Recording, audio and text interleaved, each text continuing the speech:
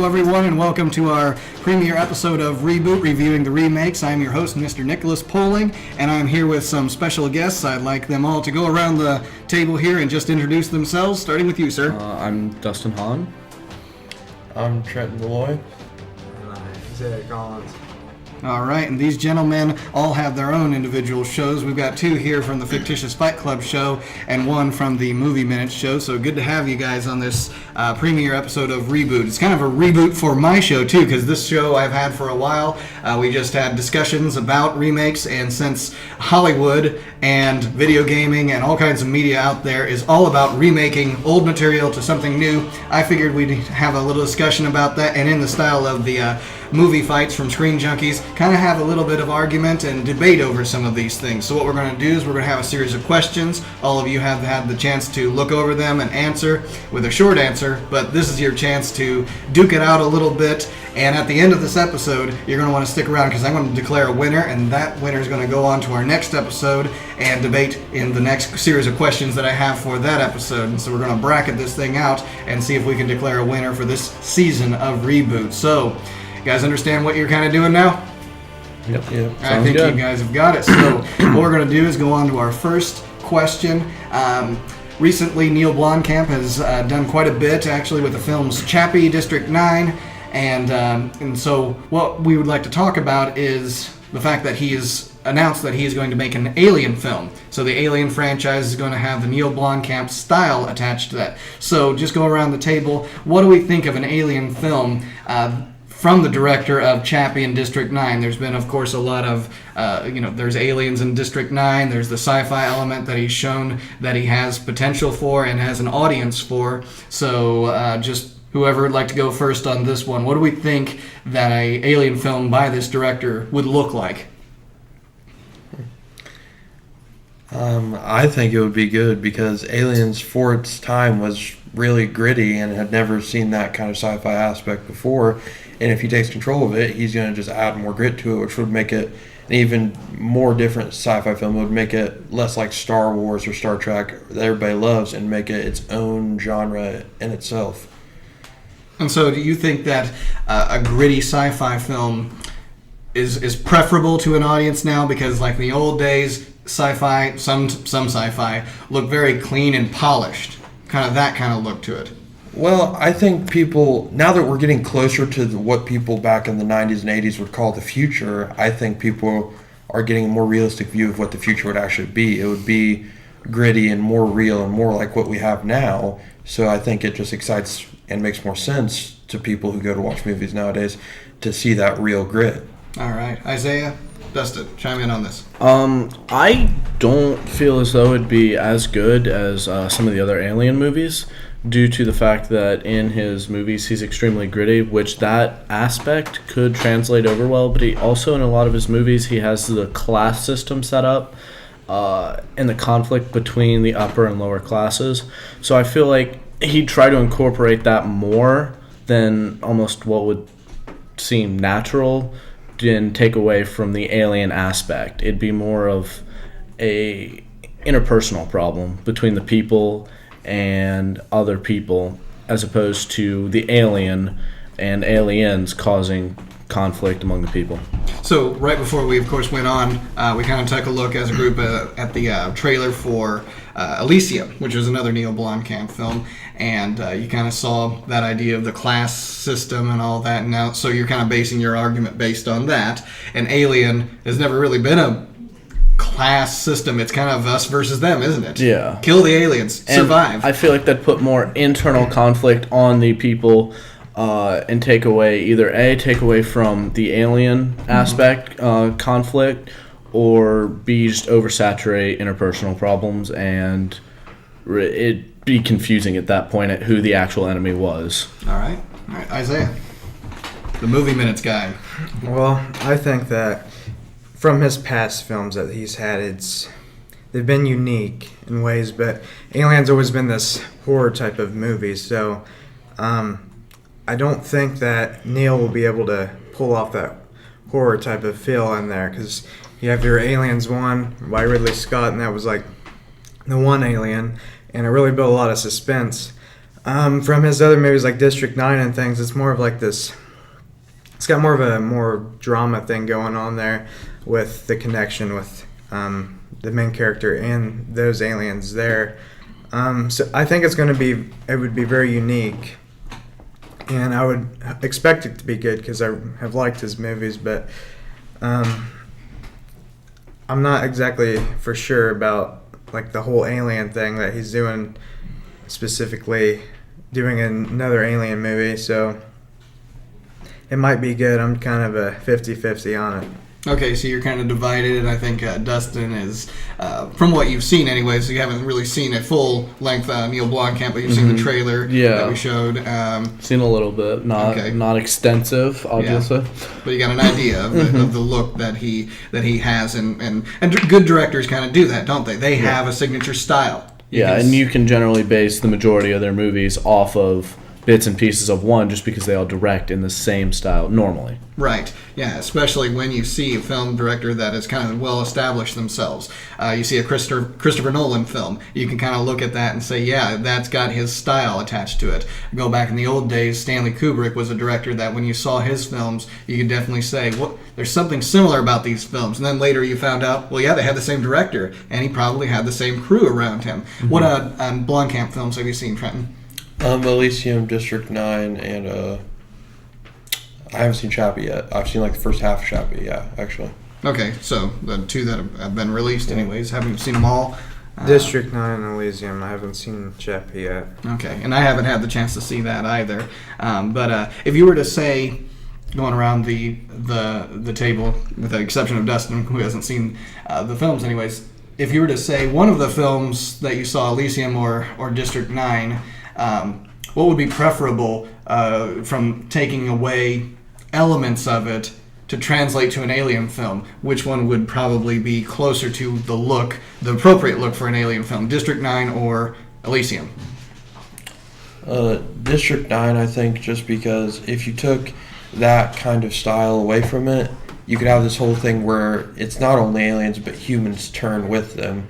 Because as we've seen in the previous Alien films, the Queen, the Mother, she has control over the aliens, and he could throw maybe like with the kaiju, what's that movie? Pacific Rim. Pacific Rim. He could throw a Pacific Rim scientist in there that likes to experiment with this stuff, so somehow she gains control over humans, and you could have that whole aspect from District 9 of a human switching sides.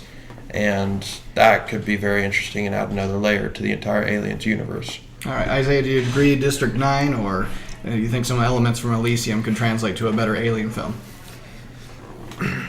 Well, Elysium was a lot more action-packed than District 9. They were both actiony, but just the whole fact with the aliens and all that stuff there, I think that the way he did District 9 would probably go better into another alien film. Because of the action elements. Because of that idea. Because if you go back to District 9, it had the action, but in a lot of ways it was trying to send a more social message, where in Elysium we saw more action. Now, if you were to go around the room and say your favorite alien film of the franchise, which one would it be? You've seen the AVP films, right? Yes. Okay, but you haven't seen the original four. Which of those two, I guess, did you like? I like the first one better. The first one, go around. I like the original Aliens. Alien, yeah. By Ridley Scott, being perfectly clear.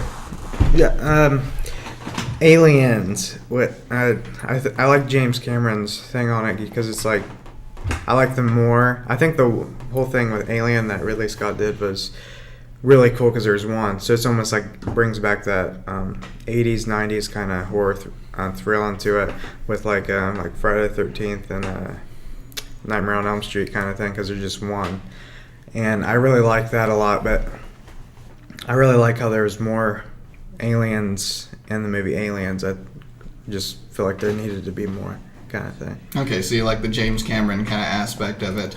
I always kind of look at it this way with the Aliens films. The first one was your horror genre. It was the suspense, the scares, and you saw very little of the aliens itself, the alien, singular, themselves. So it had that suspense and that, that survival seclusion kind of feel to it. Aliens is the James Cameron all-out action, all-out war kind of film. And a lot of people forget the Alien 3 because it was not as successful. It was it just wasn't as well done. But a lot of people forget that was David Fincher who directed that, who's the director of Gone Girl, Social Network, a lot of great films, Fight Club, and so he's early in his career, probably manipulated a little by the studio system, and those kinds of things kind of make a movie not as successful. And then Alien Resurrection we won't talk about because it wasn't that good again. I didn't feel like it was that good, so if you guys get the chance to see it, maybe you'll differ with me on that one. So I kind of got your ideas when it comes to the Alien films. Let's switch things over to video game-based movies. So a movie that was originally based on a video game. Not been really a lot of success stories, but recently we saw the trailer for the movie Pixels come out. Did you guys see that? Yes, I've seen the trailer. You saw the trailer. It looks interesting. To say the least, I don't really know what I'm expecting from it. Yeah, and that's something we could talk about a little bit, but you saw it anyways. Did you guys see the Pixels trailer? I've actually never heard of that. You've never heard of it? Explain it briefly. Briefly. Video game, like, villains from video games are, like, attacking the real world. And it's weird. Oh, it's like a Last Action Hero kind of thing with games? Well, in this sense, but it's because we sent a signal out into space showing what the culture of the world, the Earth, is like, and they saw the video game characters in there and they thought they were real, so they somehow are invading us with those video game characters. So there's Pac-Man chomping, a bridge, and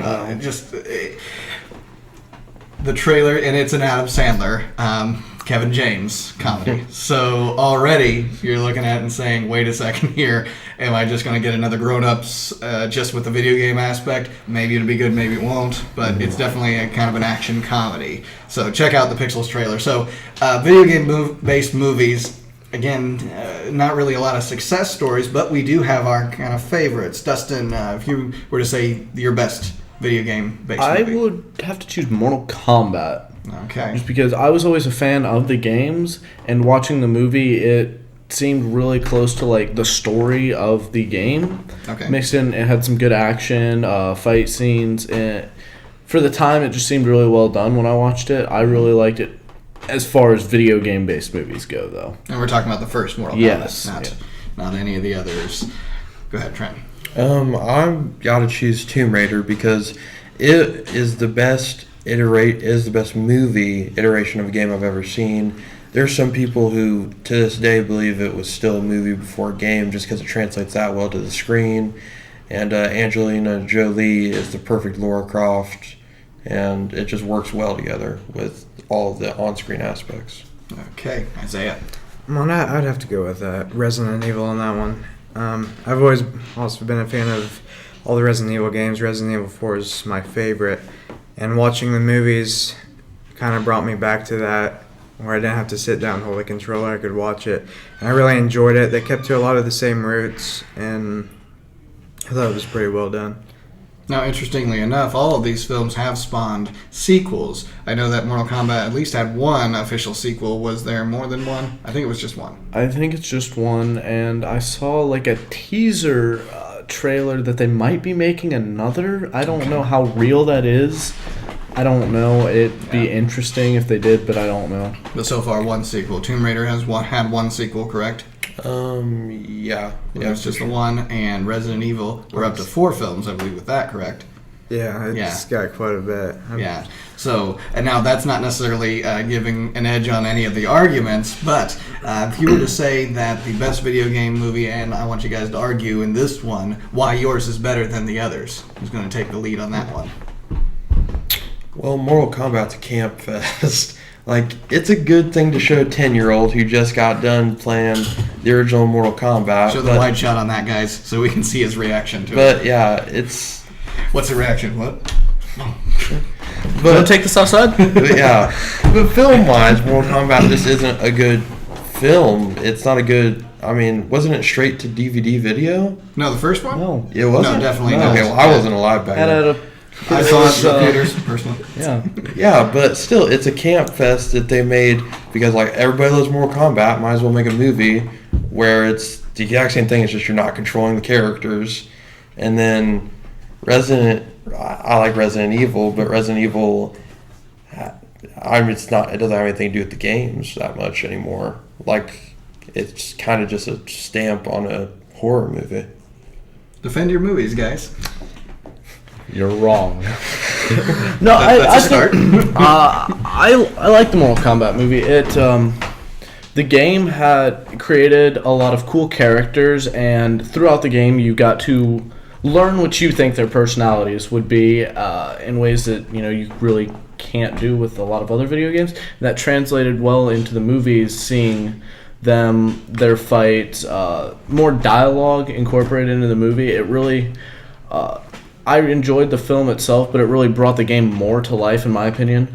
The film, I felt, translated very well. I thoroughly enjoyed the movie. I'm not going to lie to you on that one. I know it gets a lot of heat from some people, but I thought it was a solid movie. Character progression was definitely there. You got to learn more about these characters that you've only played as and fought other characters with. The plotline followed really close to the campaign of the first game. Not like extremely close, but for the most part it was there, and its overall plotline and story I felt were decent. More so than Tomb Raider, which I really didn't like. And actually, kind of with that Mortal Kombat thing too, it was also in that time the video games were about that whole arcade thing, so there wasn't so much story for Mortal Kombat. But when you watch the movie, you're like, wow, so these are kind of who these people are. Now, it's not like the new Mortal Kombat, it's like the one that actually just came out today. Yeah, it came out at X. midnight. And Mortal Kombat 9, which actually have a storyline where you actually play the campaign and actually progresses through, and you kind of see that. But back then, it was like, you have those games where you're just doing this little arcade ladder and you don't really catch everything. Yeah, I can see what you mean there. But I would still have to go with Resident Evil on that one. Just not just being a fan of the games, but I think they were more well directed and produced. I know they were big action movies and everything, but I think the shots and the visual effects of everything was a lot cooler. Like, your eyes are like open up while you're watching it compared to those other two movies. I really just sit there with like the visual effects. I think that's more well done than the other movies, and I'm a big visual effects guy, so I can definitely see where you're coming from on Resident Evil. Like, I don't think they were bad films. I thought they were actually pretty decent. However, when you get into they're being based off of a video game, the plotline of the movies and then the plotline of the corresponding video games are they hold very few similarities. Well, just for everybody who has to play the games are about a guy named Leon looking for his wife. And then the movies are about some girl with dual Uzis running around killing zombies. Yeah, no, it took on a Tomb Raider feel into a zombie horror movie. Like, if anything, it's an ode really to how good my movie is. They're like, oh, Lara Croft is cool. Let's do it. Resident Evil. And I feel like that's what their thought process was. I definitely liked the films, but they didn't really share anything with their video game that they were based off of. And then the thing with Mortal Kombat Lenny's just wrong. The reason the first one didn't have a story is because there were stereotypes. The first Mortal Kombat video game was all stereotypes fighting each other. Hand motions are And then the movie was stereotypes talking stereotypical ways. You had your army girl that was insanely attractive for absolutely no reason. You had... So army girls can't be attractive? No, okay. Okay, you're going to go there with Sonya Blade. Sonya Blade. Okay, then there's Liu Kang, the Asian, who knows every kind of karate known to man. Then there's Raiden, who's supposed to be Asian, but's white, and he's some kind of god that just comes in to help. Thunder God. What? Thunder God. Yeah, Thunder God. And then, I mean, that's Johnny pretty much Cage. it for the first one. Johnny Cage. There's Johnny Cage, white guy, I'm rich. Actor. You love it. Actor. And then, I mean, in the movie, that's about it. There's the main villain who's, what's his name? Skull Mask guy. And then there's Goro. Shao Kahn. Yeah, there's Shao Kahn. And then there's a terrible CGI Goro. And then that's pretty much it. I mean, What kind of CGI are you expecting for the time period in which this movie was made? Like, I was expecting a practical effects Goro would have been amazing if they got two guys in a suit fighting attached to wires. That would have been cool, but that doesn't sound extremely practical. but it would have been nice and cool, and I don't know. It would have been better, but for the time it was made, I feel like it was well done. I mean, I don't know what you can expect from it. Plus, for the $10 you had to spend to make it, it was pretty good too. Whoa, okay. Hey guys, I'm going to go ahead and move on to our next one because we're running low on time. So, superhero movie. Best superhero movie of all time. Let's start from the other side. Okay, I picked Watchmen on this one. Personally, because I'm real big on dark movies, and I really like how that was handled. Not that I don't like, they're not any of my favorites. I'm a big Batman guy, and I like the Christopher Nolan films that he's done and the Tim Burton films. Okay, Trent. I went with Man of Steel because it's the only movie in a long time to give a big shot of adrenaline to an entire company like it did. It made people interested in DC again, and it changed the whole look of a superhero. It went from this boy wonder who wears blue and red to this dark guy who actually has doubts and problems. All right. I chose Daredevil just because really big fan of Ben Affleck as a superhero, and I feel Daredevil's always seemed like he's always been a really interesting superhero to me, and all the way through the film I just thought like how dark and like I don't know twisted Daredevil is. It's very real. It's very gruesome. Like it's not like Superman and some other comics and movies where you assume people die, but you can't really tell. They try to fluff it up. Daredevil's very real. And interestingly enough, Daredevil has a reboot on yeah, Netflix. They just made the series. It came out on Friday, and I've watched all of it. Yeah, but you are specifically talking about the movie. The movie with I Ben think Affleck. it came out in like 2003. Yeah, something like that. So that's a risky choice because of the reception it had after the fact. Not a lot of people liked it. So why is your superhero movie the best superhero movie, better than the others? I don't consider Daredevil a real entry in this, so I will ignore it. In Man of Steel, does Superman still wear his underwear on the outside Actually, of the no. suit? He took it off and straight up said no more underwear because this is the real reboot of Superman. This is what Superman would do in 2015. And about the fluff you're talking about, he didn't kill anyone until he killed Zod at the end, and they showed his face flown off by lasers. And that's just like you remember the 1980s Supermans. It's a great look to how he would be today because in those you couldn't see anybody killed. Now and he was a perfect man, perfect everything.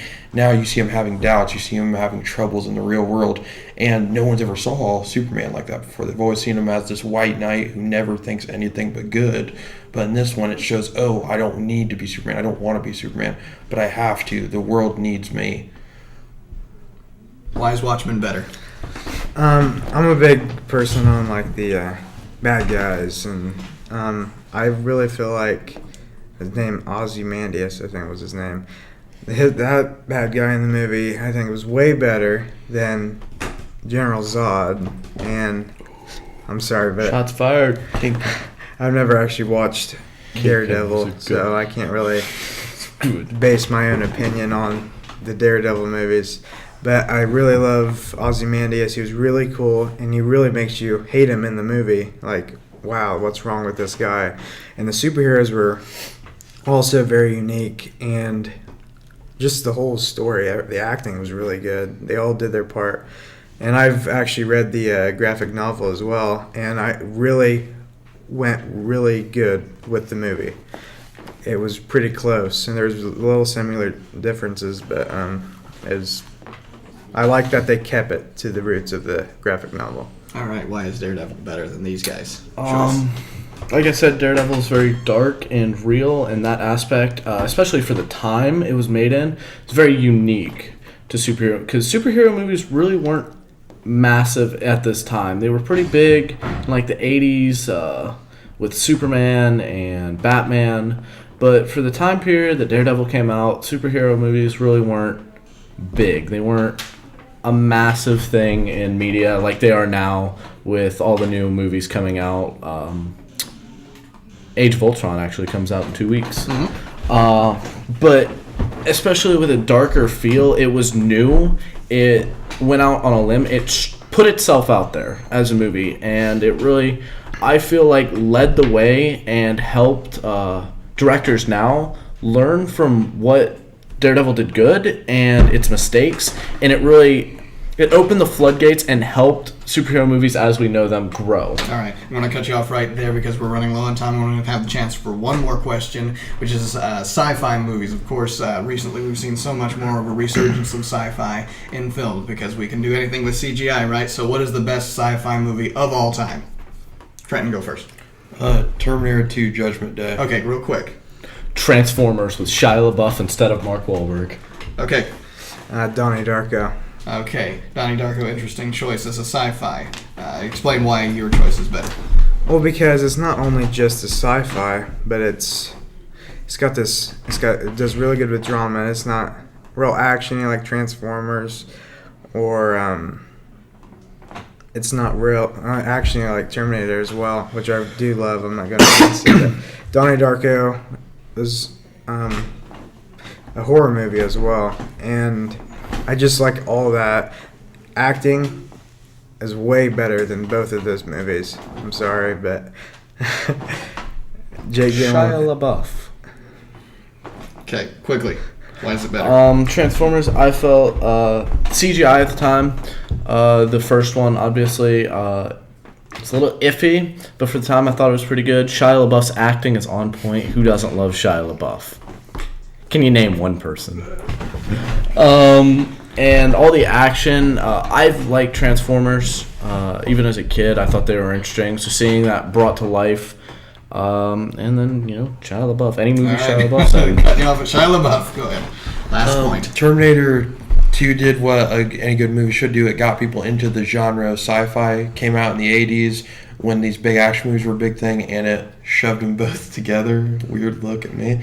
Okay. And it started so many careers. The first one was considered good, decent. The second one was the blockbuster that everyone wanted and that Terminator deserved. And when you ask somebody what a sci-fi movie should look like today, they'll say Terminator 2. All right. Actually, I'm going to cut everyone off at that point and kind of declare a winner at this point. And actually, I'm going to pick two winners from this group because all of you had great arguments and a lot of knowledge that you brought to the table with this. So with that, I am going to pick Dustin and Isaiah to come back for the next one. So that doesn't mean, Trenton, you're completely out of the loop because we will give you the chance to maybe get right back into the bracket later on in this series. So don't go too far from that. So we're going to have you guys back for the next episode of Reboot and have some new arguments. But you guys had a lot of great arguments, and I'd like to see this show continue and do well with the discussion about films, video games, anything media related, because that's all it makes up a big part of our lives is what's going on in the media. So thank you guys for joining us on that, and thank you for joining us on this episode of Reboot. We'll catch you next time.